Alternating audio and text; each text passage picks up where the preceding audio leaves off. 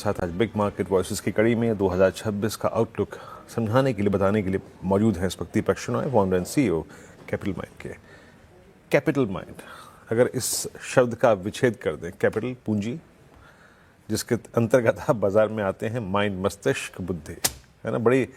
बड़ा देखभाल के पैसा लगाना पड़ेगा दीपक जी इस बाजार में, क्योंकि कहीं प्राइस डैमेज है तो कन्विक्शन नहीं है, और कहीं पर प्राइस बहुत स्ट्रांग है तो रिस्क रिवॉर्ड रेशो अच्छा नहीं है। बहुत देखभाल करना पड़ेगा।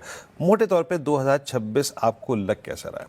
और एक चीज़ जो कि क्लियरली विजिबल है कि without FI's participation and their substantial investment, बाजार बड़ा एक करवट नहीं लेता, बड़ा मूव नहीं लेता। तो एक यक्ष प्रश्न ये है कि are we, I mean, reasonable enough, मतलब हमारे वैल्यूएशंस इतने रीजनेबल हैं और हम इतने रिटर्न्स प्रोवाइड कर सकते हैं कि बाहर का पैसा भारत आएगा? पहला प्रश्न तो यही है।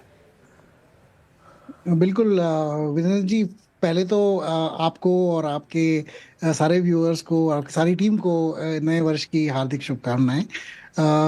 ये मैं ज़रूर कहूँगा कि अभी मुझे पता भी नहीं है कि 2026 में क्या आएगा, लेकिन ये ज़रूर है कि 2025 और 24 में जितना एफआईआईज़ ने पैसा जितना निकाला, वो एक अनप्रेसिडेंटेड अमाउंट था। उससे पहले वो निकालते थे, मतलब 80,000 करोड़ सबसे ज्यादा हुआ करता था। अब 1-1.5 लाख करोड़ साल का वो एटलीस्ट लास्ट 2 इयर्स में उन्होंने निकाला है। और उसकी जो मतलब उसकी जो रिप्लेसमेंट है वो डोमेस्टिक इन्वेस्टर्स हैं। हम जैसे लोग, जैसे हम एसआईपी करते जाते हैं या फिर डायरेक्टली हम लोग स्टॉक्स खरीदते हैं, तो उनका एक तरह से काउंटर बैलेंस हो गया था लास्ट ईयर में, और इसीलिए आई थिंक इंडेक्स का कुछ नीचे ज्यादा गया नहीं। हालांकि काफी आईपीओज भी आए, काफी नए प्राइमरी इश्यूज भी आए। तो इसके अगर मैं ये कहूँगा, ये चेंज अगर हो सकता है तो ये है कि एफआईआईज शायद अपने जो वो सेलिंग है उसको कम कर दें, या फिर आई मीन बेचना स्टार्ट करना अलग बात है, पर अगर वो सेलिंग कम ही कर दें तो शायद मार्केट में थोड़ी सी, मतलब बाइंग प्रेशर और सेलिंग प्रेशर का जो बैटल चल रहा था, उसमें बाइंग प्रेशर थोड़ा ज़्यादा इम्प्रूव हो जाएगा, और उससे मार्केट इम्प्रूवमेंट की संभावना है। लेकिन एक बात है कि जब इंडिया की पॉलिसीज जैसे जैसे चेंज हो रही हैं, जैसे जीएसटी में बदलाव आया था, इंटरेस्ट रेट्स में कट्स आए हैं, उसका जो नतीजा है इवेंचुअली स्टॉक्स के अर्निंग्स में आना चाहिए। और जब स्टॉक्स का अर्निंग्स के रिपोर्ट्स में नजर आएगा कि इनकी स्टॉक्स की अर्निंग्स एक्चुअली इंक्रीज हो रही हैं, तो उस हिसाब से आई थिंक एफआईआईज भी वापस यहाँ पे आएंगी, क्योंकि अर्निंग्स एक तरह से फ्लैटन हो गई थी और ग्रोथ उतना आ नहीं रहा था सबसे, मतलब बड़े स्टॉक्स में और कुछ मिड कैप और स्मॉल कैप्स में भी उतना ग्रोथ नहीं नजर आ रहा था जितनी उनकी वैल्यूएशंस थी। तो अगर ग्रोथ आने लग जाए वापस और वैल्यूएशंस वहीं के वहीं रहें, तो आई थिंक मार्केट एफआईआईज के लिए भी अट्रैक्टिव हो जाएगा। और मुझे लगता है कि आगे जाके शायद 2026 में हो, शायद 2027 में, लेकिन फॉरेन इन्वेस्टमेंट वापस आना आई थिंक ऑलमोस्ट एक तरह से जरूरी है, पर इनएविटेबल है कि ये इवेंचुअली हम अगर अर्निंग्स दिखाएंगे तो पैसा यहीं आएगा।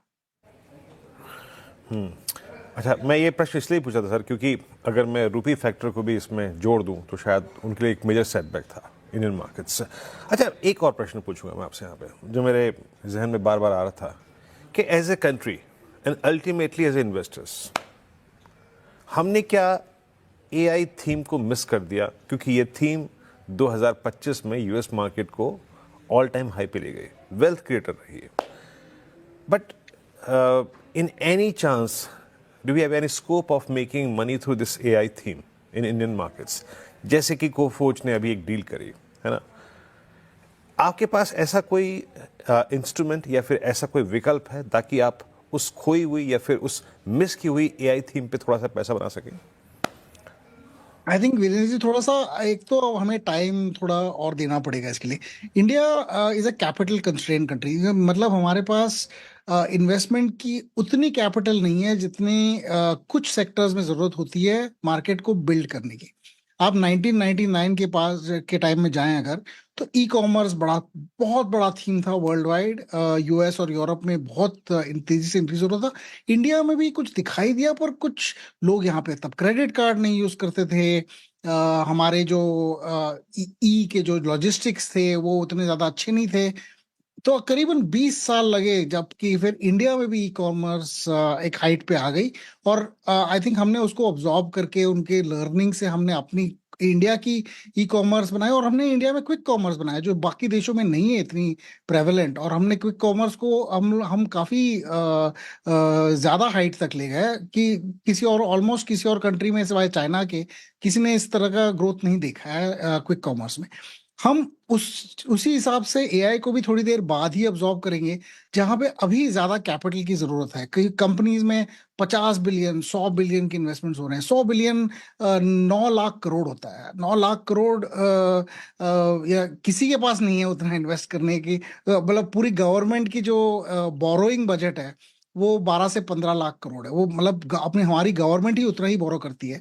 तो अगर एक कंपनी खुद 100 बिलियन लेके अपनी एआई के एआई को बढ़ाती है, तो इंडिया उसमें आई थिंक आज कंपटीशन नहीं कर सकती है। लेकिन थोड़ी देर बाद जब ये थोड़ा सा प्लाटो हो जाएगा, और उस ओवर इन्वेस्टमेंट की वजह से उनमें से कुछ ऐसे कंपनीज होंगे जहां पे शायद वैल्यूएशन का स्ट्रेस आएगा, बैंक्रप्सीज आएंगे, जैसे भी यूएस ई कॉमर्स में हुआ था, यूएस इंटरनेट में हुआ था।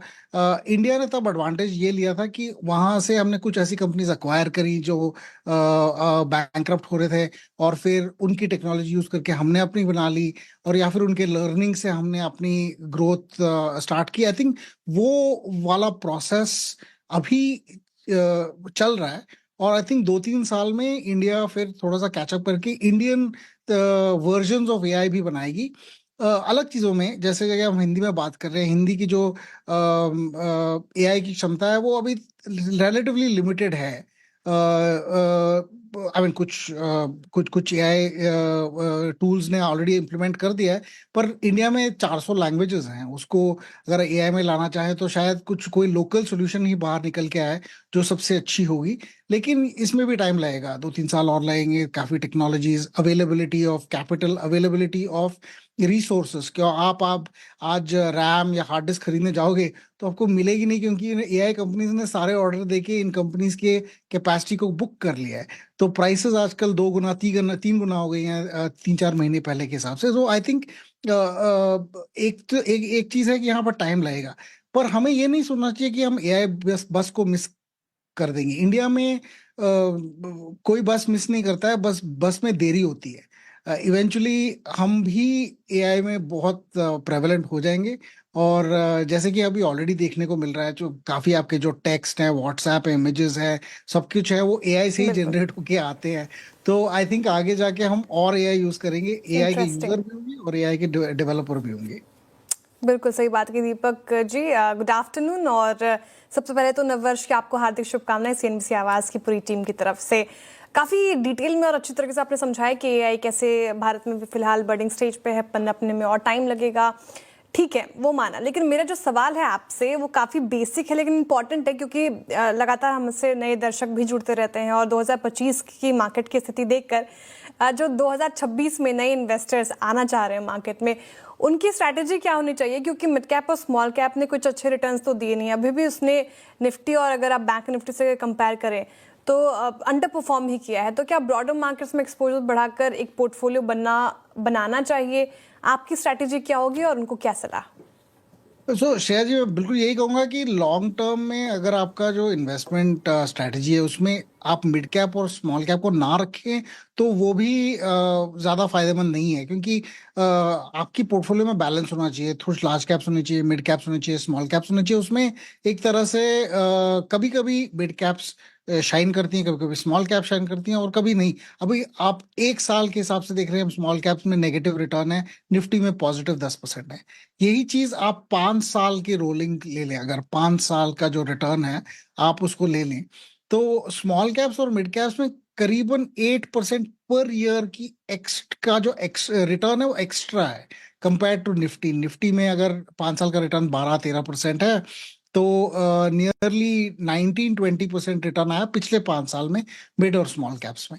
और ये जो आउट परफॉर्मेंस जो डिफरेंस है 5 साल के हिसाब से, मतलब अगर आप कहीं कभी भी जाए हिस्ट्री में, in any 5 year period, you will notice that small and mid caps always have some outperformance. लेकिन अगर आपका, सो इसलिए अगर मैं ये कहूंगा कि अगर आपका नजरिया 5 साल और 5 साल से ज्यादा है रिटर्न्स के लिए, तो फिर आपको बैलेंस रखना ही पड़ेगा कि मिड कैप्स थोड़े होने चाहिए, स्मॉल कैप्स भी होने चाहिए।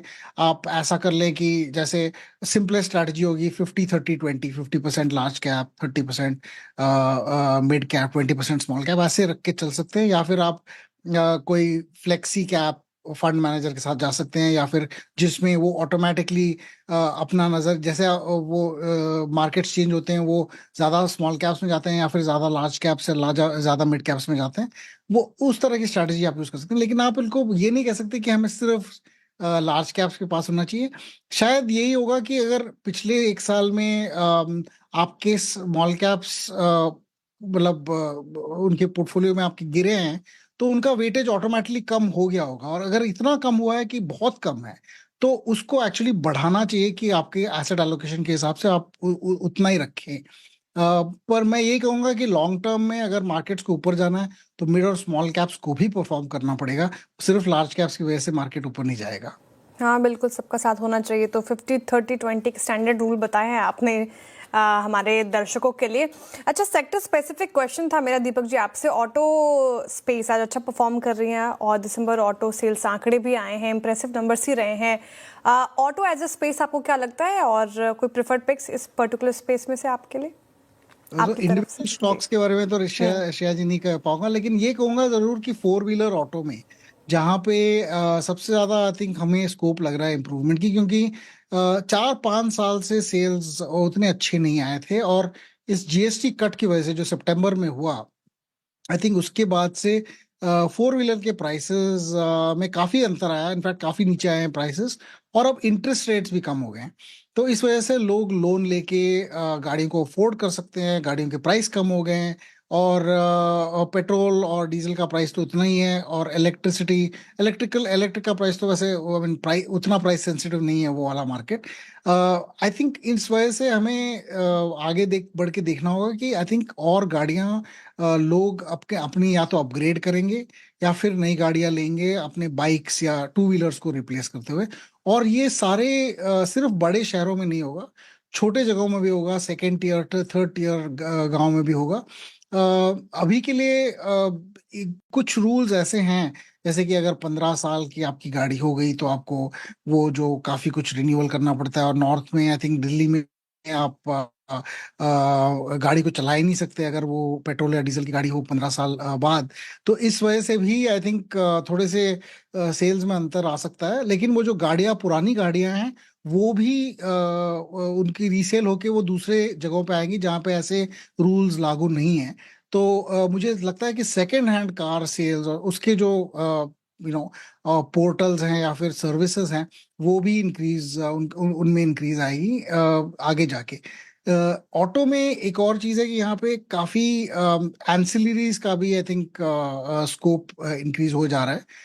एंसिलरीज में काफी कंपनीज हैं जो लिस्टेड हैं, आई थिंक उनमें भी कुछ उनकी वैल्यूएशन थोड़ी सी रिलेटिवली कम हो गई हैं अभी, तो उनमें भी थोड़ा सा स्कोप है। चाहे आप टायर्स ले लें या फिर आप वायरिंग और बैटरी स्पेस में जो कंपनीज हैं वो वाली कंपनीज भी देख लें। आई थिंक वो उनमें भी कुछ स्कोप है अभी इंक्रीज होने का। लेकिन ये है जरूर कि कुछ कंपनीज बहुत ज्यादा ओवर वैल्यूड है। आपको बस वैल्यूएशन देख के आई थिंक देखना चाहिए। बस सेक्टर अच्छा कर रहा हो वो तो एक बात है, लेकिन आप अगर ओवर पे कर रहे हो तो मेरे हिसाब से वो भी ठीक नहीं है। कि मारुति के प्राइस पे मर्सिडीज के प्राइस पे आपको मारुति शायद नहीं खरीदनी चाहिए, जब तक कि मारुति की कार इतनी अच्छी ना हो जाए कि वो मर्सिडीज बन जाए। बिल्कुल, चूजी और पिकी होना है ऑटो स्पेस में, लेकिन ऑटो एंसिलरी जैसे स्पेस भी रहेगा रडार पर। और जीएसटी कट का बिल्कुल जाहिर तौर से बड़ा फायदा है इस स्पेस को मिलता हुआ नजर आया। लेकिन दीपक जी, बहुत शुक्रिया आज हमारे साथ जुड़ने के लिए और तमाम सवालों के इतने अच्छी तरीके से जवाब देने के लिए। बहुत शुक्रिया आपके वक्त के लिए। और क्लोजिंग की तरफ बढ़ रहे हैं और